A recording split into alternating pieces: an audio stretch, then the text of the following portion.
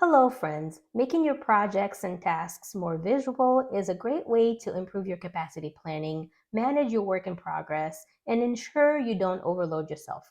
Try a Kanban board. A Kanban board is a visual tool that organizes your tasks and projects into three main categories, each represented by a column. The first is a list of projects or to-do items or a backlog. The second column is for your work in progress, and the last column is for your completed work. You can also name these columns to do, doing, and done.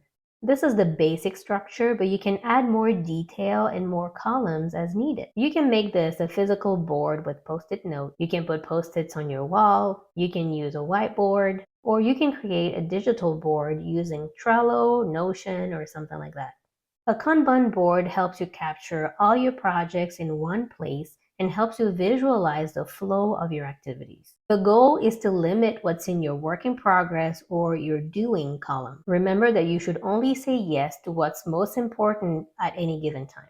So you'll need to determine what your capacity for work in progress is. That's how you control how much you have on your plate at any given time. You can set a limit on the number of items that can be in the middle column, and then commit to not adding anything new until you've moved something else to the done column. You can also limit the number of work in progress items based on their intensity.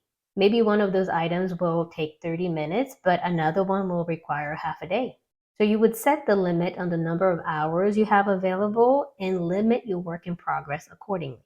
This is a great way to visually manage how much you have on your plate at any given time. And in addition to helping you manage your project load, visualizing everything you are trying to accomplish can help you solve problems and address challenges you've been facing. When we bring our visual sense to solving problems, we get clarity around the problem, and it's easier to make decisions. Making work visible is one of the most fundamental things we can do to improve our work because the human brain is designed to find meaningful patterns and structures in what is perceived through vision.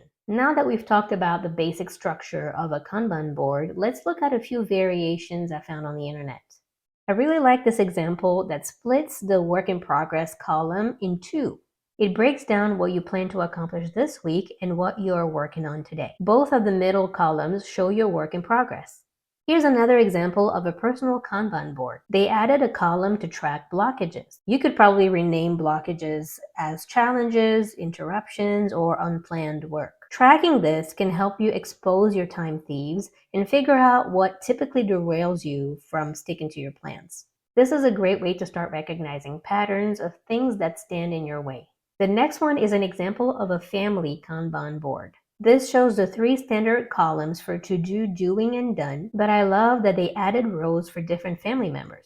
And I don't have the full background on this board, but you can tell that it is color-coded and that there are different icons for different things.